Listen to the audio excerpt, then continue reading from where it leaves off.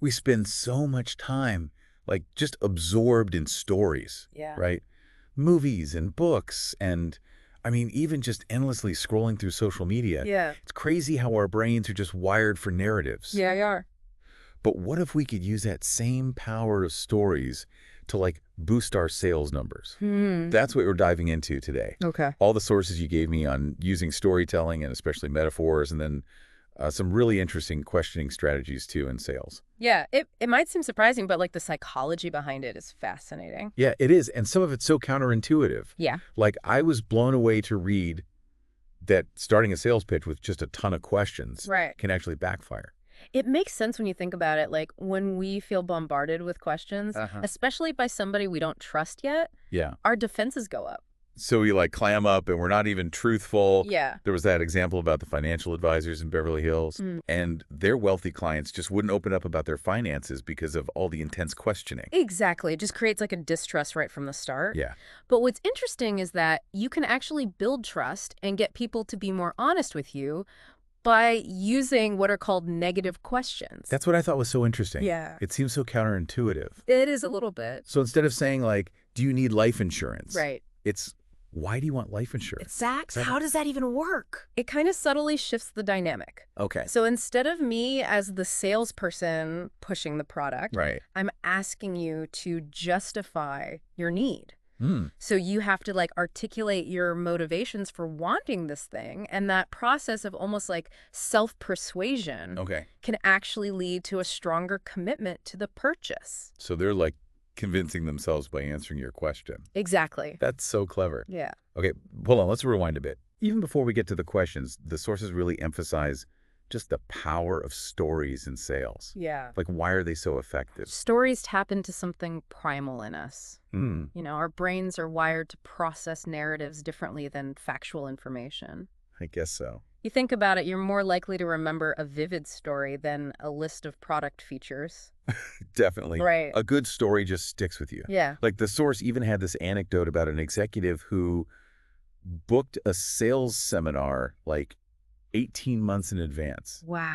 just based on a story he'd heard. Wow. And that connection, like, led to a ton more business down the line. Exactly. And studies show that when we listen to a story, our neural activity actually mirrors that of the storyteller. Oh, wow. So we're creating this sense of empathy and shared experience, and that naturally lowers our guard and makes us more receptive to the message. It makes so much sense. It's like it bypasses that skepticism. Right, Because yeah. it feels like a genuine human connection. Yeah. Not a sales pitch. Exactly. And that's where metaphors come into play as really powerful storytelling tools. Okay, so the source material really dives deep into, like, different types of metaphors. Yeah. And how to use them strategically. Right. And I thought the physical action metaphor was just so interesting. Oh, yeah. This can be really effective. Yeah. Using those vivid images to create an immediate emotional impact. Yeah, so instead of saying this insurance policy has no cash value, Right. you would say something like, you're burning your money every year with your current plan. Exactly. Suddenly, it's not just an abstract concept. You've Yeah. evoked this powerful image, this visceral feeling of loss. It makes you sit up and take notice. Right. And then there's the personal metaphor, which feels more about, like, building rapport. It is, yeah. This is where the salesperson shares a relatable personal anecdote, maybe even slightly exaggerated, to create a sense of shared understanding and kind of disarm any potential defensiveness. Like, if I could afford it, I'd be driving this car off the lot myself, believe me. Exactly. It's like you're on their side. Yeah, and you notice how these metaphors can be tailored to put the listener into the scenario. Okay. And that's the power of you metaphors. Ah, yeah, like painting a picture of them experiencing the benefits. Right. Instead of listing features, you're saying, imagine yourself cruising down the highway in this convertible, the wind in your hair, everyone turning their heads. Exactly. You're tapping into their desires, helping them visualize that positive outcome they crave. Yeah. It's much more persuasive than just stating dry facts. And then we have other people metaphors, which I think is like leveraging social proof. That's right. It's about sharing stories of other customers' successes, or even more effectively, their mistakes, to highlight a need or demonstrate the value of your product. The classic "don't let this happen to you" approach. Right. Exactly. But the source was really big on equivalence when using these stories. Yes. What does that even mean? It means making sure that the story you're sharing resonates with the listener's specific situation. So, if you're selling a minivan to a family with 4 kids, Yeah. your story should involve a family of similar size, facing similar challenges. Right. If you're talking to a single guy about a minivan, Exactly. it's not going to land. The impact is lost. It has to feel relevant to their world. Like, Yeah. this other family used to struggle with getting everyone packed for soccer practice until they got this minivan. Oh. Now it's a breeze. Right, exactly. Okay. And then there are competition metaphors, which can be a little bit tricky, Yeah. but extremely effective when done right. That example of a company using the Queen Mary Yeah. versus like a little tugboat Yeah. to represent like their stability compared to this newer, smaller competitor. Yeah. It's a good one. That's so subtle but powerful. It is, instead of directly attacking the competition, which can come across as negative, Right. you're subtly elevating your strengths through this vivid comparison. Creates a clear image in the listener's mind without getting bogged down in details. Okay, so we've got stories, we've got metaphors. We do. But then there's this whole mind-reading technique that the source material talks about. Right. I'll admit I was a little skeptical. I understand the skepticism. It's Yeah. not about literal mind reading, of course. Right. It's more about using carefully crafted statements Okay. that are generally true for most people, Uh-huh. universal truths that resonate on a subconscious level. So less about knowing their specific thoughts, Yeah. more about just tapping into, like, common human experiences. Exactly. Things like, you're a practical person, Right. or you strike me as someone who values their health, Yeah. delivered with sincerity, create this feeling of being understood, Okay. which builds trust and rapport. It's almost like you're reflecting back to them, Yeah, like an idealized version of themselves. that's a great way to put it. Yeah. And the beauty is you can use this technique to gather information, too. Oh, really? So a statement like, you're interested in a car that reflects your success, aren't you? Could prompt them to reveal their motivations without you even asking a direct question. It's like a subtle nudge towards self-disclosure. Exactly. I like it. Yeah, But this all sounds so nuanced and complex. it is. Is there like a cheat sheet or something There is. that salespeople use to master this? Yeah. Because I'm already feeling overwhelmed. It's called the sales script book.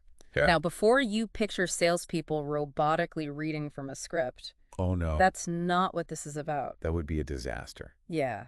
I can't imagine anything more off-putting No. than someone just reciting lines. Absolutely. It's not about being robotic. Think of it more as like a curated toolkit, Okay. a collection of the most effective lines, rebuttals, stories, Yeah. even metaphors that top salespeople use to ensure consistency and overcome fatigue. So it's more like a mental vault of proven strategies and Right. language patterns Yeah. that they can pull out when they need them. Exactly. But why are these script books so valuable? Like the source material mentioned that some companies even print them on special paper to prevent photocopying. Right. It's like they're guarding a precious treasure.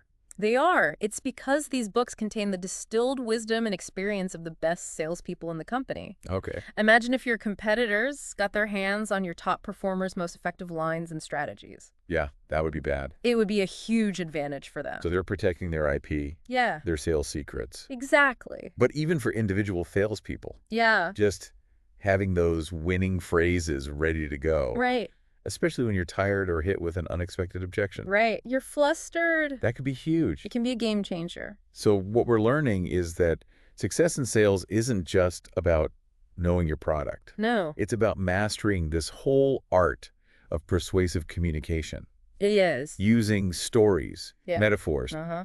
strategic questions Yes, to connect with people on a deeper level. that's right. It's almost like a performance. That's a great analogy. The best salespeople are, in a sense, master storytellers and strategic question askers. They understand the psychology of persuasion and use language as a tool to influence, inspire, and ultimately close deals. Which makes me wonder if even top salespeople benefit from having these scripts. Yeah. Could preparing similar scripts for other areas of life be beneficial too? Hmm. Like presentations, negotiations, even just difficult conversations. Interesting. It's a thought, right? It is, and it highlights the broader point that these techniques aren't just for sales. Right. The principles of persuasive communication, Yeah. using stories, metaphors, strategic questioning, Uh-huh. can be applied in countless situations to enhance our interactions and achieve our goals. That's a powerful takeaway. It is. So listeners, as you go about your day, Yeah. consider how these techniques might be valuable in your own lives. Think about the stories you tell, the questions you ask, Right. and how you can frame things in a way that resonates and persuades. Because the power of language, when used strategically, is truly remarkable. It is. And that's the exciting part. Once you start to see these patterns, you can't unsee them. Yeah. And that awareness is the first step towards mastering these techniques and using them to your advantage. Well, I don't know about you, but this deep dive has definitely given me a whole new perspective on communication. Yeah. I'm starting to see stories and questions everywhere now. And that's the beauty of it. Once you start to pay attention, you'll Yeah. realize these principles are all around us, shaping our interactions, influencing our decisions. So as you head back out into the world, armed with these newfound insights, Yeah. remember, the power of storytelling and strategic questioning isn't just some sales gimmick. Yeah. It's a fundamental part of how we connect, influence, and persuade others. That's right. And who knows, maybe you'll even find yourself using a Queen Mary metaphor or two in your next conversation. I wouldn't be surprised. It's amazing how these techniques can start to show up in our everyday lives once we're aware of them. Well, on that note, we'll wrap up this deep dive, but the conversation doesn't have to end here. Okay. Keep exploring, keep experimenting with these techniques, and see what kind of impact you can make. Yeah. Until next time. Sounds good. Yeah. It really is fascinating how much influence those subtle communication techniques can have. It's making me rethink like every conversation I have. But before we move on from that sales script book, Okay. if it's not about like robotic reading, Right. how do salespeople actually use it well? The key is to treat it as a resource, a source of inspiration and guidance, rather than like a rigid set of rules. Okay. So top salespeople will internalize the core principles. They'll Yeah. adapt the language to their own style, Yeah. and they'll constantly refine their approach based on like real world interactions. So it's finding that balance between Yeah. having a structure, Yeah, but also allowing for like spontaneity and authenticity. exactly. It's like a jazz musician Oh. who knows the melody and the chord progressions, Mm-hmm. but improvises within that framework Okay. to create something unique and engaging. That's a great analogy. Yeah, So it's not about memorizing lines verbatim, right. but it's absorbing the essence of those persuasive techniques Yeah. and weaving them into your own natural communication style. Precisely. And that's where the real artistry comes in. Mm. The ability to adapt, to read the room, to respond to cues, and to tailor your message to the specific individual you're interacting with. Which brings us back to like understanding the psychology Right. behind these techniques. Yeah. It's not just about, Exactly. It's about using the power of language to facilitate understanding, Yeah. to build trust, and to ultimately help people make decisions that are in their best interests. that's a really important point. Yeah. It's about ethical persuasion, Right. not manipulation. Because when you use these techniques with integrity and authenticity, Yeah. they become incredibly powerful tools for positive influence. I have to say this deep dive has been like a real eye-opener. Yeah. I feel like I'm seeing the world of communication in a whole new light. Yeah. Like you've given me this secret decoder ring Mm. for understanding how people are influenced and persuaded. And that's the beauty of it. Once you start to see these patterns, you can't unsee them. Right. And that awareness gives you a tremendous advantage Yeah. in navigating the world of human interaction. So what would you say is like the most important takeaway Okay. for our listeners? Yeah. If they could only remember one thing from this whole deep dive, Okay. what would it be? I would say the most important takeaway is this. The way we use language has a profound impact on how others perceive us, how they feel about us, and ultimately how they respond to us. By understanding the psychology behind persuasive communication, Right. we can become more effective communicators, Yeah. build stronger relationships, and achieve our goals in a more meaningful and authentic way. That's a great way to sum it up. Thanks. It's about recognizing the power we have Yeah. in every conversation Uh-huh. and using it wisely and ethically. Exactly. Well, listeners, I don't know about you, but I'm feeling inspired to put these techniques into practice. Good. And who knows, maybe we'll all be closing deals like seasoned pros in no time. I have no doubt you will. But Yeah. It's a journey, not a destination. It is. The more you practice, the more natural and effective these techniques will become. Absolutely. So as we wrap up this deep dive, I want to leave our listeners with a challenge. Okay. Pay attention to the language you use in your everyday interactions. Notice the stories you tell, the questions you ask, and the metaphors you use. Right. Experiment with these techniques and see what kind of impact you can make. You might be surprised by the result. Absolutely. Yeah. The world is your laboratory. Go out there and experiment, have fun, and most importantly, be authentic to yourself. Well said. Thanks. And with that, we'll bid our listeners farewell. But remember, the conversation doesn't have to end here. Keep exploring, keep learning, and keep using the power of language to create positive change in the world. Until next time. Sounds good. You know, it's amazing how much we can learn just from Yeah. paying attention to the nuances of language. It really is. And, I think one of the most fascinating things we've talked about is this idea that persuasive communication isn't about manipulation. It's about understanding the needs and desires of the person you're communicating with and tailoring your message so that it resonates with them authentically. Yeah, it's about finding that sweet spot. Right. Where your message aligns with their interests and motivations. And that's where empathy comes in. Right. The more we can understand and connect with the other person's perspective, the more effective our communication will be. That reminds me of that distinction the source made. Yeah. Between features Right. and benefits. And it seems like focusing on the benefits really taps into that empathy. Absolutely. People don't buy products or services. They buy solutions to their problems or desires. So by highlighting the benefits, you're showing them how your offering directly addresses their needs and makes their lives better. It's like the difference between saying, this car has a 500 horsepower engine. Right. And saying, imagine the thrill of accelerating from 0 to 60 in under 5 seconds. Exactly. One is a feature, the other is an experience. It is. And by framing your message in terms of benefits, you're essentially speaking their language, appealing to their emotions and motivations. So how much of this applies to just our everyday conversations? Outside of sales, right? Can we use these techniques to be more persuasive in our relationships or at work? Absolutely. When we're not trying to sell something. The principles of persuasive communication are universal. Okay. So whether you're trying to convince your partner to try a new restaurant, or pitch an idea to your boss, understanding how to frame your message effectively can make all the difference. So it's not about being manipulative. No. It's about being more conscious of the language we use and how it affects people. It's about being intentional with our communication, understanding the underlying psychology, and using those insights to build stronger relationships, foster collaboration, and create more positive outcomes. This is giving me so much to think about.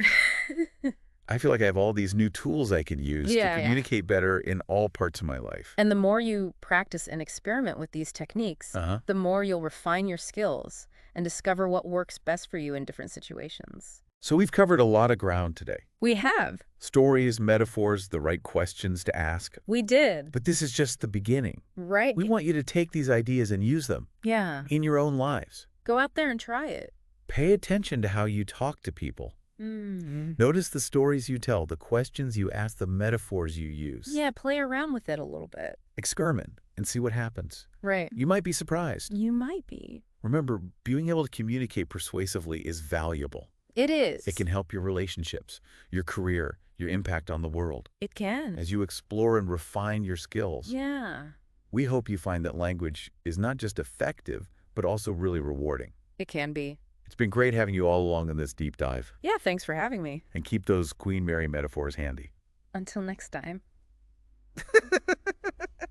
Happy communicating.